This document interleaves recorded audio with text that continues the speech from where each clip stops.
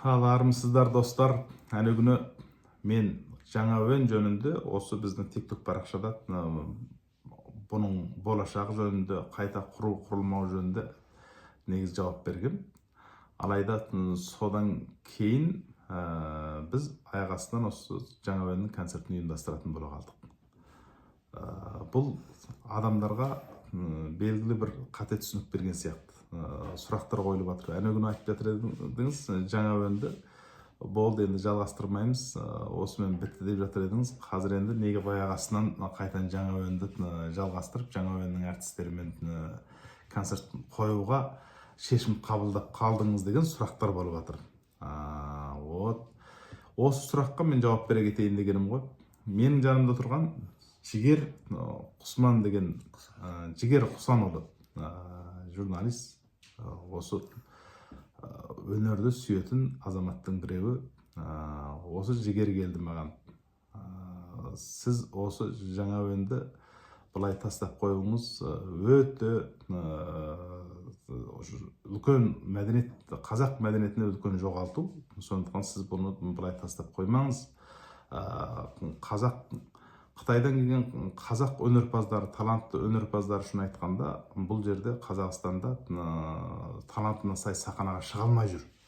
Ал енді Қазақстандағы өнерпаздар, сосын Қазақстанға ерте келген қазақ, Қытайдан Қытайдан келген қандас өнерпаздарға сахна жетерлік. Алайда соңында келген әртістерге өз лайығында сахнасын таппай жүр. Сондықтан сіз осыны жалғасты қолға алсаңыз, былай тастап қоймасаңыз деген ұсыныс болып, сосын және де бұл жігітіміз айтады, сіз жалпы жағын, үлкен жағын ұйымдастырсаңыз, қалған жүгіретін жұмысты мен жүгірем деп белін шешіп жатыр. Сонда мына қазақта бір мақал бар, сөзіңді біреу сөйлесе, аузың ұшып бара ма деген. Соны мен енді сөзімді сөйлеп жатқаннан кейін ары қарай жақсы, онда ұйымдастырсақ ұйымдастырайық. Әрине енді осы біздің талантты өнерпаздарымыз иесіз қалмасын, сахнасыз қалмасын, олардың өнері өшіп кетпесін. Өйткені қазақта бір сөз бар, және танымасын сыйламас деген. Әрине біздің Қытай қазақтарында мықты жұлдыз, мықты өнерпаз болғанымен, бұл қалың қазақтың ішіне кіргенде оны екінің бірі білсе, бірі білмейді. Екінің бірі танымайды. Бұған не керек? Әрине таныту керек, таныстыру керек. Сол үшін осы жұмысты қайта қолға алдық. Әрине ол жұмыстың үлкен жағында мен барым. Енді жалпы оның ұйымдастыру, күнделікті концертті қалай қай жерге қою, оның билетін сату, әртістерді орналастыру деген сол сияқты жұмыстардың барлығын осы Жігер шешеді. Енді менің жұмысым концерттік жоба ғой, ол маған ешқандай қиындық тудырмайды. Ол баяғыдан бері 15 жыл, өзім 15-20 жыл істеген жұмысым. Керемет концерттік жоба жасап беруге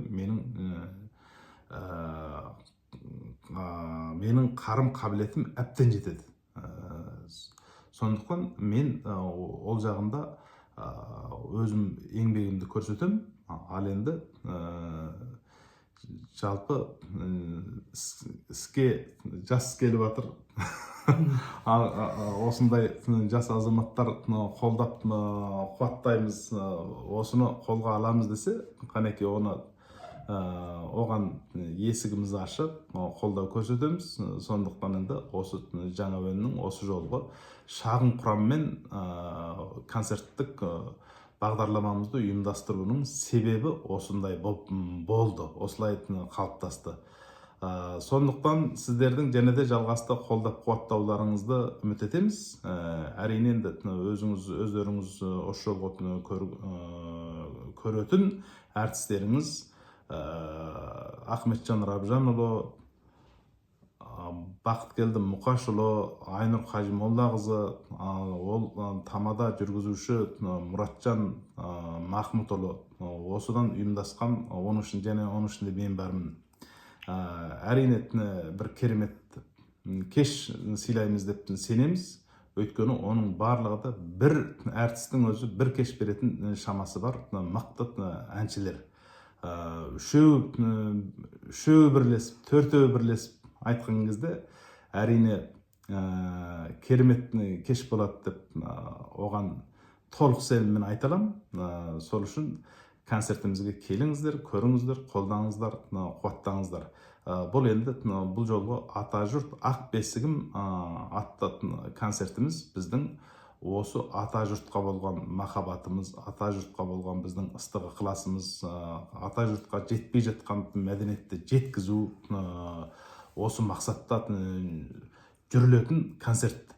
Сол үшін арғы беттің мәдениетін, арғы беттің өнерін тамашалағыларыңыз келсе, әрине біздің концертке келіп көріңіздер. Бұл енді арғы беттің мәдениеті мен өнерінің бір бөлігі. Әрине ұшан теңіз жатқан, бізге әлі жетпей жатқан өнер, мәдениет, өркениет әлі толып жатыр. Соның тек қана бір бөлігін жеткізейік деп жатырмыз.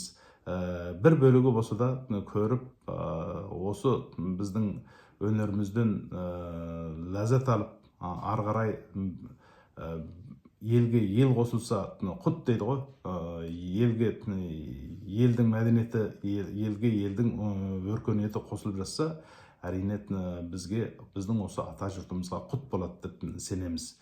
Сондықтан барлықтарыңызға бірінші келе жатқан тәуелсіздіктің 35 жылдығы байланысымен тәуелсіздіктің 35 жылдығы құтты болсын, еліміз аман, жұртымыз тыныш болсын. Осындай шат-шадыман, баяшатты тұрмыс, тіршілік бәрімізге бұйырсын. Келе жатқан жаңа жыл құтты болсын, тәуелсіздіктің 35 жылдығы құтты болсын. Ал енді Жігер бауырым, не дейсің енді? Айт. Барлық осы экранның алдында отырған көрермендер, міне біз жаңа әуенді арғы бетте өзінің дәрежесін алып, тұлғалық қасиетін қалыптастырып қойған жаңа әуен болған. Енді қазақ еліне келіп, екінші қырынан көрмекші. Арғы беттегі қазақ мәдениетінің толыққанды көрінісін осы жаңа әуен арқылы осы қазақ еліндегі көрермендерге жеткізу мақсатында жаңа әуеннің директоры болған Ербосын ағамызға қолға салғанбыз. Жаңа әуенді қайтадан аяққа тұрғызайық, қазақ еліне арғы беттегі қазақтар мәдениетін толыққанды таныстыру мақсатында жаңа әуенді қайтадан аяққа тұрғызып, жаңа әуеннің екінші қырын ашпақшымыз. Сіздерге алдағы жерде өздеріңіздің сүйікті әншілеріңізбен жақсы көретін әртістеріңізді, көрермендердің ыстық ықыласына бөленетін әншілерді сіздерге тартып өтеміз. Бұйырса, бәрі алдағы уақытта осы тәуелсіздіктің 35 жылдығының қарсаңында сіздерге Атажұрт Ақ бесігім атты шағын құрамдағы кешімізді тамашалауларыңызды үміт етеміз. Алдағы уақытта жаңа әуеннің екінші қырымен, екінші тынысымен танысатын кезеңдеріңіз келе жатыр. Сонда үшін жаңа әуенді алдағы жерде қазақ еліне толыққанды таныстырамыз деп ойлаймыз. Ербосын аға, өзіңіз енді толыққанды сенім арсаңыз, толыққанды жаңа әуенді аяққа тұрғызудың жұмысына, ұйымдастыру жұмысына, концерттік жобаларды толыққанды атқаруға мен сізге уәде беремін. Жақсы, рахмет. Енді жалпы мына жаңа әуенді қайтадан қолға алу деген сөз. Ең бастысы, жаңа әуен Қытай қазақтарының мәдениет өркениетінің бір бөлігі, соның бір айнасы. Енді осыны қайта қазақ елінде жаңғырту, яғни Қытай қазақтарының атап айтқанда бүкіл қазақ өркениетінің бір бөлігін осы танымаған, оны білмеген қазақтардың ортасына таныстыру, яғни елімізге, жұртымызға таныстыру болып есептеледі деп ойлаймын.